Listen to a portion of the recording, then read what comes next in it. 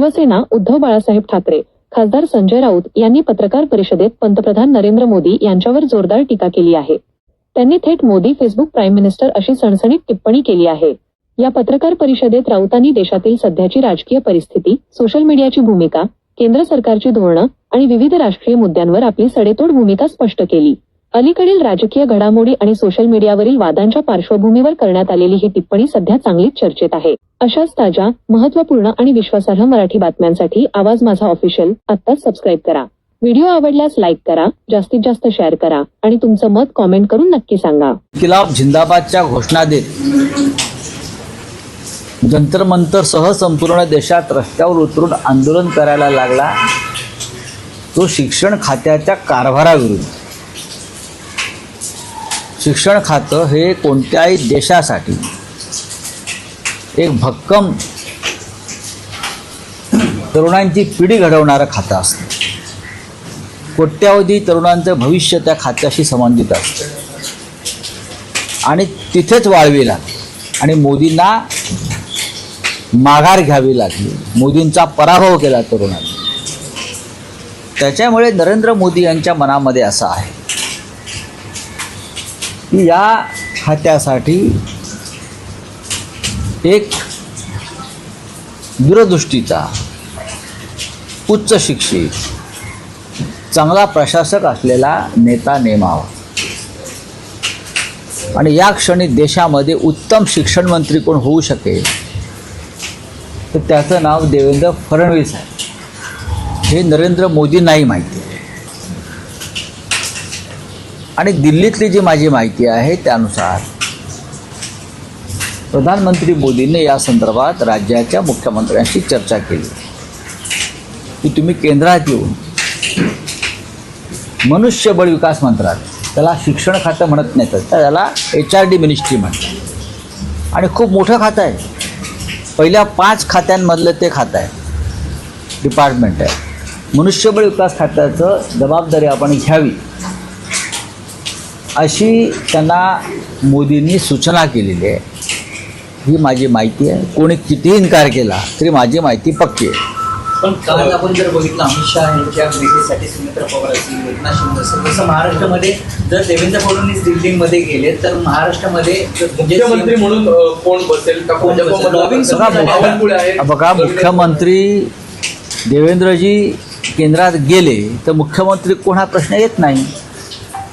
भारतीय जनता पक्षामध्ये अशी परंपरा आहे सध्या की दिल्लीतूनच राज्य करायचं. सध्या जे गुजरातचे मुख्यमंत्री आहेत तुम्हाला त्यांचं नाव माहिती आहे? एकदाच आमदार झालेले गृहस्थ आहेत. शेवटच्या बाकावर बसणाऱ्या गृहस्थाला मुख्यमंत्री केलं. राजस्थानच्या मुख्यमंत्र्यांचं नाव आपल्याला माहिती आहे? मध्य प्रदेशच्या मुख्यमंत्र्याचं नाव आपल्याला माहिती आहे का? नाही. शोधून काढतात. जो कमीत कमी कार्यक्षम, अलोकप्रिय आणि ज्याच्यात नेतृत्व करण्याची क्षमता नाही अशा व्यक्तीला शोधून भारतीय जनता पक्ष पदावर बसवतो. पण माझ्या माहितीप्रमाणे मोदींनी आश्वासन दिलं आहे फडणवीसांना, तुमच्या पसंतीचा मुख्यमंत्री नेमला जाईल. या देशाला एक उत्तम शिक्षण मंत्री मिळो अशी आमच्या सगळ्यांची इच्छा आहे आणि ती बहुतेक सरकारची सुद्धा इच्छा आहे. आता देवेंद्र फडणवीस काय विचार करतात ठीक आहे, त्यांची भूमिका आहे. पुण्यामध्ये अमित शहाचे स्वागताचे बॅनर आपण देखील एक ट्विट केलं. त्या ठिकाणी बाळासाहेबांचे आनंद दिघे. बघा, एकनाथ शिंदे आणि त्यांचे लोक हे एक नंबरचे ढोंगी आणि भंपक आहेत. हिंदुहृदय सम्राटांचे खरे वारसदार वगैरे म्हणतात ना स्वतःला. आनंद दिघे माझे गुरु. कसले गुरु? बाळासाहेब ठाकरेंचा तुमचा काय संबंध? काल घाबरले.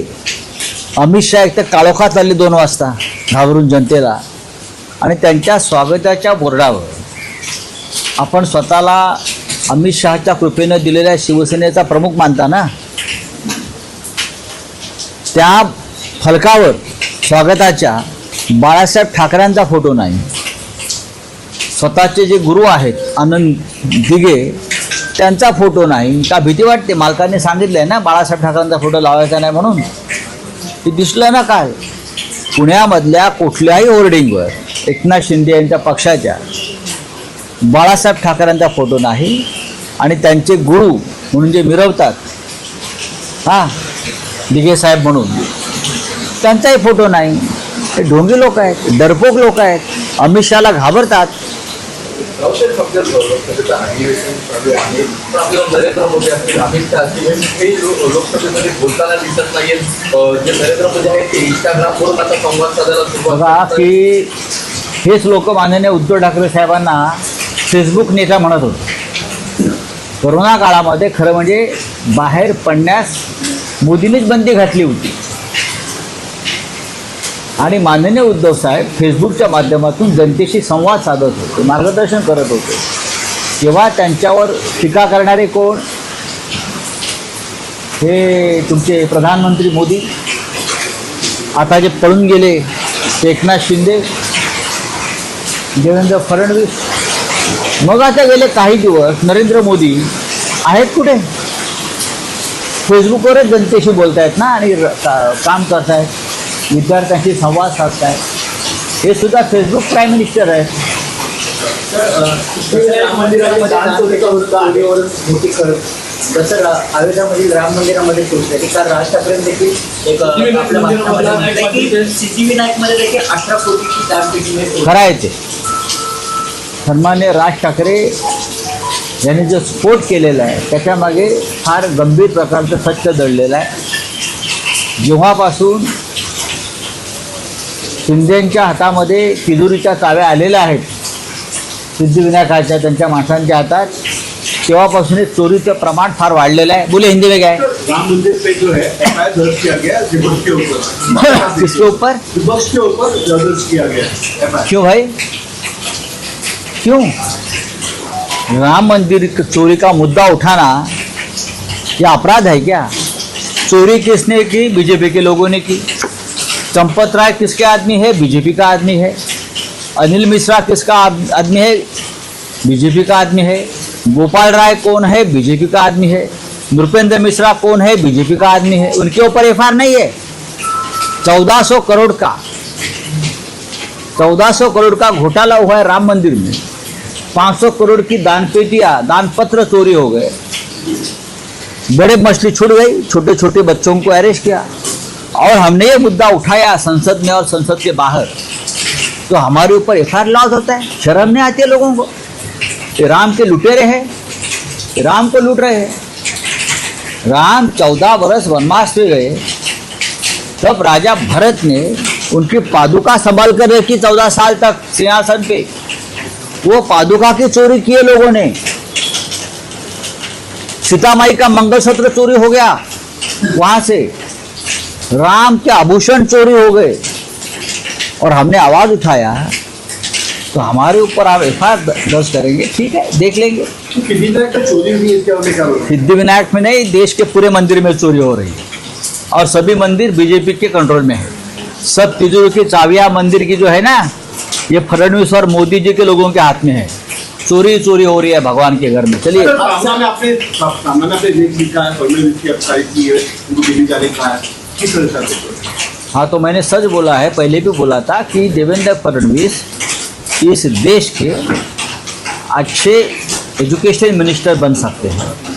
और मोदी जी की भी यही भावना है कि जिस एजुकेशन मंत्रालय के वजह से उनको घुटने टेकने पड़े, बार बार माफ़ी मांगनी पड़ी, इतना बड़ा आंदोलन झेलना पड़ा, तो उस मंत्रालय के लिए सक्षम एजुकेशन मिनिस्टर की ज़रूरत है.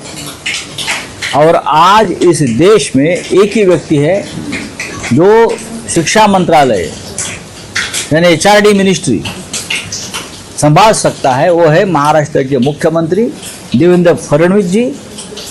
मेरी जानकारी है मोदी जी ने देवेंद्र जी से उस बारे में बातचीत कर ली है. एंटिलिया स्फोटक प्रकरणामध्ये सचिन वाझे, प्रदीप चव्हाण